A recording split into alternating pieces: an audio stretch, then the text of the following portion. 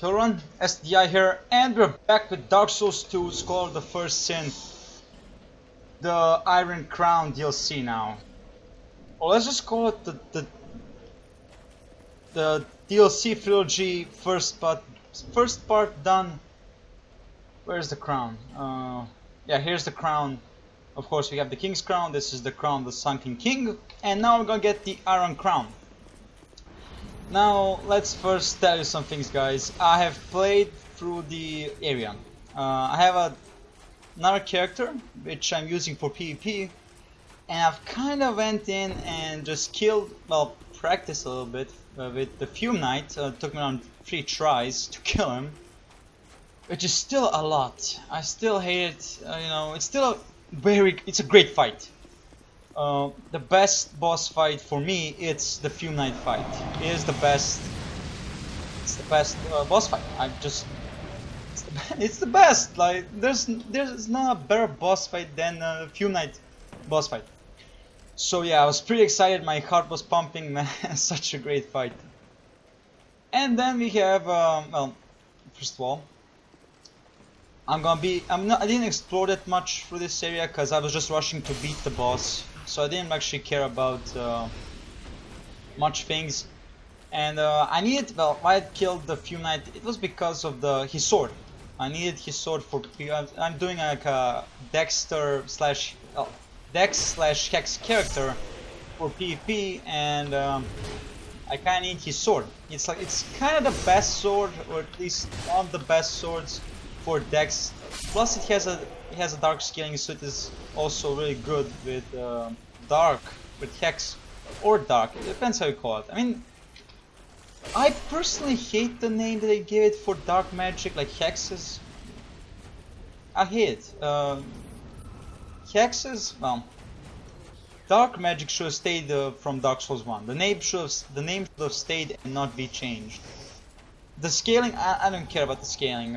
Intelligence and faith, only intelligence, only faith, it doesn't matter. It just matter. The name should have stayed the same, man. That's kind of the only thing I hate about it, is the name. Now, this is a little bit of a shortcut. Also, we picked up the Yorg's ring and sometimes deflects spells. Now, you can see it's kind of an RNG on deflecting spells, so I don't know how potent it is, but here it is. This is a shortcut. And we're gonna do another shortcut right here. Now, I love shortcuts, they're great. Plus, Dark Souls is full of them. Dark Souls 1 and 2 are full of them, so, well, let me rephrase myself. Dark Souls 1 was full of them. Dark Souls 2, not so much. It didn't even need that much of cutscenes, because the game has bonfires everywhere if you think about it. Like every area of the game has like 3 bonfires, so there was really no need for shortcuts, in my opinion. Now, of course, I could be wrong, but it's just my opinion on things. And I'm still thinking. I'm thinking about maybe on some crazy reason, I will do the Lone Knight boss fight, but I'm still debating on it. Also, that's better. Like, just 200 damage? Come on, I'm dual wielding katanas, for fuck's sake. How can that be just 200 damage? But yeah, also this part of the area is a little bit of a fuck place, just because of their fucking just because of these guys down here, the statue there. Just because of that statue, that area is assholish. But luckily, shortcuts. Yeah, this area is full of shortcuts, and you know, for you to go around and not deal everything directly. So I really like that. That's actually a pretty good design. And many people will say that, you know, the Sunken Crown, that the DLC is better than the main game. Many people will say that. They'll also say that the DLC is actually harder than the main game, which is actually true. I mean, you see me die on Elana 3 times, but I don't think I died on any boss in the original game except maybe for Smelter Demon. Like, I think it was only on him that it died because I did it alone, and I was not used to do it alone. Also, I didn't actually, now that I remember, I didn't actually explore this area in my other character. Yeah, I actually didn't explore this area. This obviously hidden path, which is genius. But you know what, I understand it. Also, there's some chests here. Maybe I should go back with my other character, and if there's petrified dragon bones, I might need them. But I don't think there are. Anyways, I'm also using the fume sword, and I'm using soul vessels. Huh, might be useful. I don't need them, but I don't know. Might be useful. Sorry for losing my track on thoughts. Well, as I was saying, I'm using a I was using a short sword imbued with darkness, but now that I have the fume. Oh, wow! Didn't think it's gonna clip me too. I'm using a fume knight. I was using a short sword plus 10 with darkness imbued. Now I'm using. Is this even worth picking up? No. Oh yeah, there's no item here. So I was thinking about something else. And now I'm actually using a scythe. Yeah, I'm using a scythe. Because I was watching Bloodborne. I'm gonna be honest with you guys. I was watching Bloodborne, and the fucking burial blade is awesome as fuck. Now, if you don't know what the burial blade, I think I'm pronouncing it correctly, is a scythe. Curved sword transforming it into a scythe, and it's cool as fuck. And I still want to have. What am I trying to say even? Never mind. I don't know. I don't even know what I'm trying to say anymore. What do we have even? Oh yeah, Clownfring. Anyways, you're gonna see throughout this area there's a lot of sniper spots, and I advise everyone who did not play the DLC in the original game, nor in this game, please use the sniper spots. Don't go around like, oh, now I'm gonna fight them, gonna fight melee. Just don't. It's usually not worth it, and they're usually hidden knights. I think they're called Ashen Knights, I'm pretty sure. But there's usually hidden knights in these ashes. It's not snow, this is ash. These giant broom towers are creating ash from, fire and everything. And melting iron. All those giant, I guess lifts or whatever it was, are full of coal to fuel the broom towers so they can melt iron. Because all of this area, if you don't know the lore about the old Iron King and all that, he made a castle out of iron, and the castle sunk from its own weight. And these mountains are where the actual iron was extracted from. These are the giant smelters that he used to make, make the armor for Lone Knights, the black steel katana. Everything was used from these mountains, and making of the castle. Now you can see these. Now I don't know from the lights. I think they're made out of concrete and rock. They're made out of rock, sorry, or maybe they're made out of iron. I'm not really sure, but trust me, the whole castle, the Iron Castle, is made out of iron, and frankly, it shows that the king was not particularly sane. I don't think he was sane. You see, that's coil, that's iron. You can see here that those are coffins and fucking boxes full of metal. Full of iron and probably coal. Am I saying it correctly? Coal mines. I think it's pronounced coal. Not really sure, but yeah. Great start. Anyways, now this is This is what I'm talking about when I say use the sniper spots. They're always useful because this is a clusterfuck full of enemies. Yeah, fall down. He is not a problem. Now don't worry, he will not rise. Now this area actually is we're gonna use this. These guys carry barrels full of black powder, and you know, just be safe, protect it for distance. Now we're gonna use the poison arrows, and we're gonna snipe all the enemies. Well, we're gonna poison all the enemies.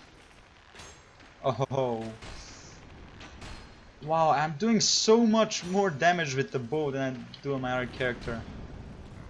Man, I think I was doing like, I think it was 30 damage on my Dex/Hex character, which is nothing. But this even doesn't have a chance to poison them. They're already dead. Yeah, I like the longbow. For Dex character, longbow is great. I don't think there's any better bow for Dex character. I know for a Fave/Dex, the bow of Want is superb. The bow of Want is an unbelievably good bow. Plus, it doesn't have a scope. Nah, you cannot zoom in. Scope. What is this called? Yuri? No, it's not. It does not have a zoom option, but it actually fires lightning. Instead of normal arrows, it will actually fire up lightning. Which is, as you can guess, really cool. And really surprising. But I think most people already know about it. If they don't, well, you can surprise someone in PvP, definitely. And it's good for PvE if you have high faith and dexterity. It's unbelievably good. Also, if you, again, interested in the stats, 10 faith, 30 int, adaptability 20 for... Oh yeah, attunement and adaptability is needed to raise your agility stat, which I learned the hard way when I was, well, again, playing my other character. Yeah, my other character kinda needs the adaptability because she has no armor. She literally has no armor. So I kinda need the agility for dodges. Also, I'm, like I said, using a scythe.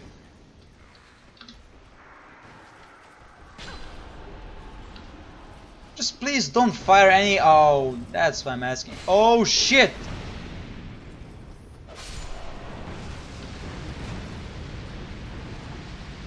Oh, okay, it's not... Okay. And if you don't produce any sparks, they cannot explode. But why take your chances when you can just do it in range?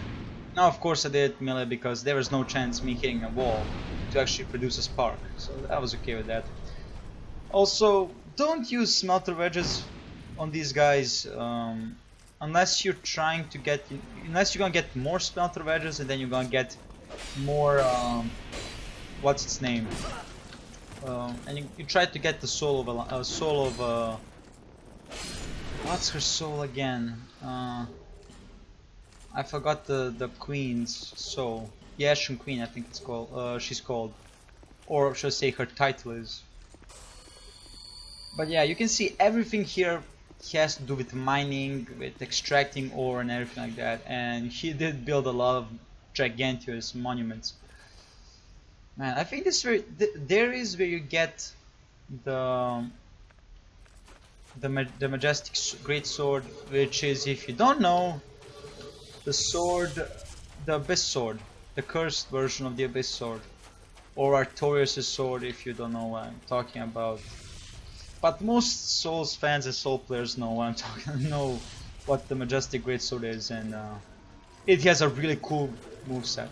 Now again, many people are angry that Dark Souls has, you know, the moveset is kind of tied to an item, and personally, I don't care. It makes the weapon more unique. If every weapon has, you know, the same movesets, then it makes no sense to, you know, try to search the other weapons, except for maybe damage and scaling. But, you know, That's why people, want different weapons for PvP, different weapons for PvE, and all of that because of the moveset. Some people don't like the Hate Knight's sword moveset. I like it. It's a cool moveset and it helps when you're in tight corridors. It will actually help you out a lot. Some people don't like it and it's totally reasonable. Now I'm talking about the special, the R2 attack. Or is it? Yeah, it is. The Majestic Sword has to be in the left hand, and it has to use you have to use the strong attack for the left hand to do the special animation of the sword, which is cool. Also, if you dual wield them, oh, it's beautiful, guys. Trust me, it's fucking beautiful. Also, please do this exactly how I'm doing it. You will actually raise, well, all the enemies in the area that are hidden will rise, and you can just snipe them. That's kind of the whole point of it. Just snipe the enemies. There's no need to fight 4 or 5 of them all at once. Then you can just snipe them. Also, the poison will wear off on him. Let's kill someone else. Whoa, what? That arrow just went through him. Man, Dark Souls. Sometimes you have to expect something, you have to expect the unexpected, basically. I was hitting his body and the arrow just went through him. Don't know how, but it just went through him. Yeah, like I said, Dark Souls, you just have to expect the unexpected, and you're gonna survive through the game. Pretty easy. Also, I didn't stagger him. Also, you can see the arrow sticking through me. Really in the... well, let's say my arm was pinned to my body with those 2 arrows. Anyways, just snipe them. It's the easiest way. Oh, and they poisoned. Yeah, I kind of have enough arrows to waste and everything. There's that place that I told you about. That there is the Majestic Sword. Also, there's a lot of curse in it. You can get cursed pretty easily there. I don't know how, actually. I don't think there's any. Okay, survive that. Let's continue on. Also, up there is an NPC, a Dark Phantom, that will invade you. Oh, motherfucker! Whoa, I thought it was never mind. Here you're gonna find a soul of a great hero, and a soul of a hero, and a soul of a proud knight. 3 greatest souls, soul consumable items.